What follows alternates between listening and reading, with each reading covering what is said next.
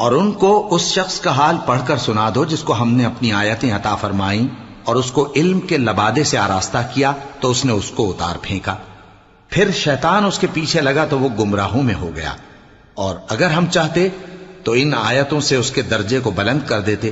مگر وہ تو پستی کی طرف مائل ہو گیا اور اپنی خواہش کے پیچھے چل پڑا، تو اس کی مثال کتے کی سی ہو گئی کہ اگر اس پر حملہ کرو تو زبان نکالے رہے، یا اسے یوں ہی چھوڑ دو تو بھی زبان نکالے رہے۔ یہی مثال ان لوگوں کی ہے جنہوں نے ہماری آیتوں کو جھٹلایا، تو ان سے یہ قصہ بیان کر دو تاکہ وہ فکر کریں۔ جن لوگوں نے ہماری آیتوں کی تکذیب کی ان کی مثال بری ہے،